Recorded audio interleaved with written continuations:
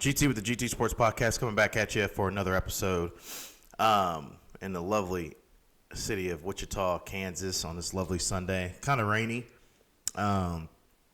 Outside, kind of gloomy, but we're going to get to it. We're going to preview the Super Bowl again. Obviously, this is the last Sunday prior to Super Bowl, so next week we will be cooking ribs, brisket, everything that you possibly can eat, making sides and getting together with friends, obviously, drinking some beer. So we have the Kansas City Chiefs versus the 49ers. Now, I'm going to do a position-by-position breakdown of the teams, A through Z, as I get closer to making my pick on Wednesday. No significant injury news that's changing anything. Joe Tooney from the Chiefs is probably still going to be out, is what it looks like. McKinnon is back. They cleared him off of IR, so he may be able to play this week, which would give the Chiefs a boost, especially from a receiving standpoint out of the backfield. He is very good at that. That's what he does well. So hopefully he can get healthy and be out there ready to play. So we'll start the quarterbacks. Patrick Mahomes, Brock Purdy. I would give the Kansas City Chiefs a huge advantage here. Patrick Mahomes is elite. The guy is hard to sack, as you guys kind of notice. He makes plays. He runs well. He's sneaky fast. Like, you don't expect him to be as fast as he is, and he'll take off on you. He's smart, knows when to move up in the pocket, has very good pocket presence. Like, when you watch him play and you watch his game tape, his pocket presence is top tier.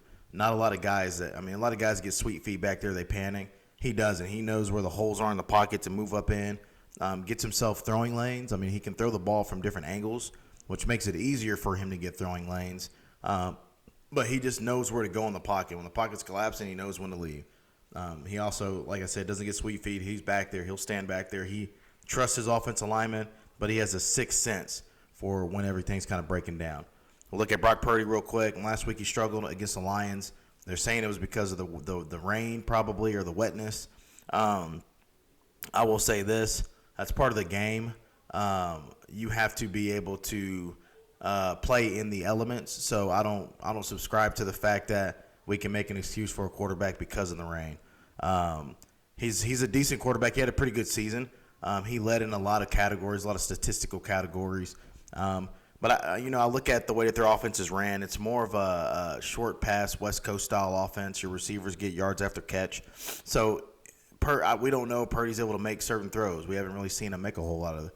You get your deep outs, deep hooks, things like that. We haven't really seen him throw those kind of balls. So I think his stats, to me, in my eyes, are a little bit inflated because of the type of offense. And then also his receivers. Deebo Samuel obviously gets yards after the catch. C-Mac gets yards after the catch. George Kittle gets yards after the catch. So I think that, he's not throwing the 20-yard bomb or the 30-yard bomb. He's throwing the 5-yard slant, and then these guys are going and taking that and getting 15, 20 yards. That's their offense, though, so I can't hate on him for playing within his offense, and he's done well this year doing that. But I give the Chiefs a pretty big advantage at the quarterback position. We go to running back. You guys would think that I would give the 49ers a huge advantage here. But I won't. It's closer than you guys think. Pacheco's a good running back. McKinnon's a good running back. Clyde Edwards-Helaire is a good running back as well. I just like what the Chiefs do at running back. I like how Pacheco runs, downhill runner, power, change of pace guy. And they haven't really had that. They've had speed guys for years, speed guys, but now they got a pounder. Totally makes your offense a little bit different because you have the ability to be able to punch the ball in. You have the ability to be able to get physical on that offensive line and run downhill. So that's huge. Obviously, on the other side, you got C-Mac. That guy is probably, right now, I think he's the best running back in the league. He does it all. Catches out of the backfield, runs between the tackles. He can go outside. Very hard to bring down. So I think that, I would give the 49ers a slight edge here because C-Mac is obviously an elite runner.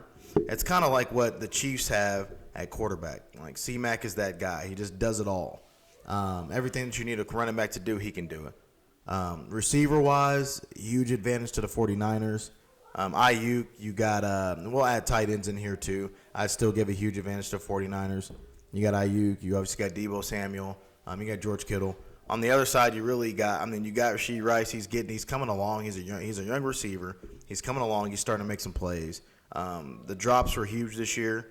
I wasn't a fan of the drops. They kind of. I think if they didn't have so many drops, they could have probably had that home field advantage and had the better record.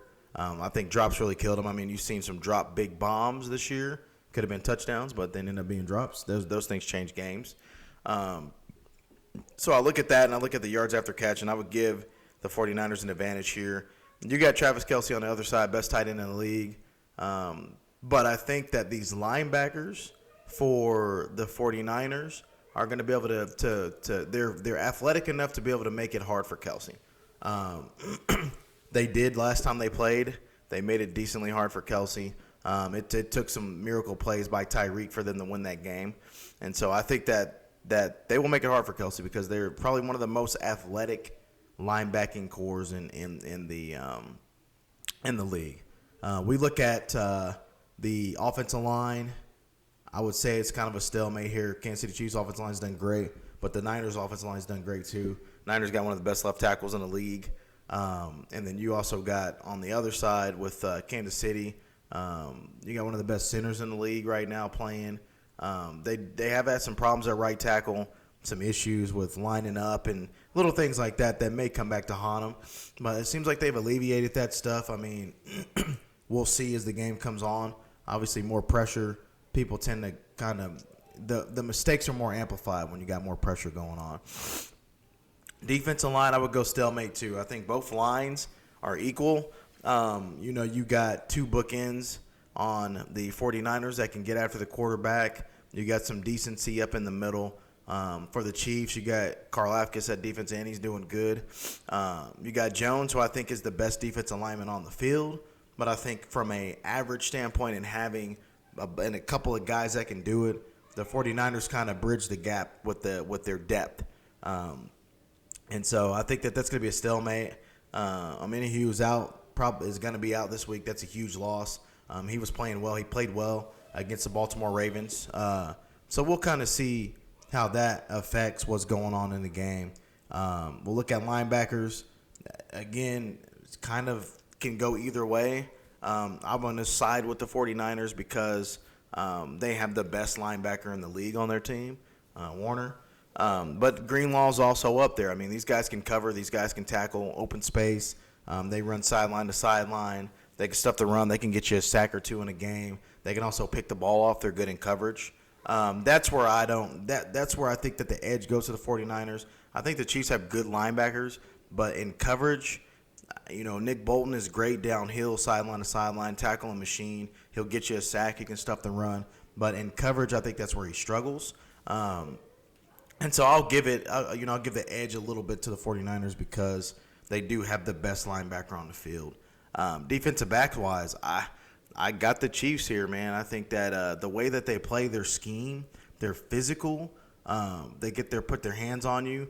I like McDuffie in the slot. He's been very, very good this year.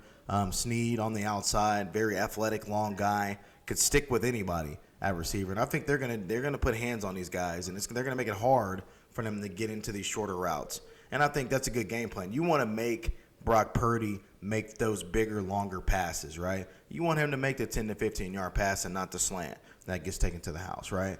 That's you get physical with these guys at the line of scrimmage. You make it hard for them to be able to get off the line quickly because that's kind of what that West Coast is about, man. They get off the line quickly.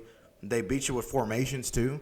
So they'll put guys in bunch formations in order for them to not get jammed at the line. So it's kind of going to be a chess match as far as how the Chiefs go about going at them and then how they come back on the Chiefs. Now, safeties-wise, I call it a stalemate there. That's part of the defensive backfield, but I kind of want to break off the safeties. I think the 49ers have good safeties. I think the Chiefs have decent safeties. That would be kind of – if I was looking at a weak point in the Chiefs' backfield, it would be the safeties. But I think overall defensively, the 49ers have a better defense, but they're not playing well right now. They're not playing well with their scheme. They zone up a lot, which I think is going to be hard for them because Patrick Mahomes will pick a zone apart. They rely on pressure, and if they aren't getting pressure, I feel like they struggle. And so we'll kind of see what they do and what they look like. Last but not least, coaching. I'm Andy Reid. I mean, Shanahan's a great coach, but Andy Reid is the guy. Andy Reid is the best coach in the NFL right now today, still coaching. He just knows what to do. He makes the changes, the adjustments that need to be made. So we'll kind of see how they scheme against each other. It's going to be a great offensive game, I think. It's going to be high scoring. But we'll see what's going on. I'll get back with you guys later on this week. So have a good Sunday. We'll check with you soon.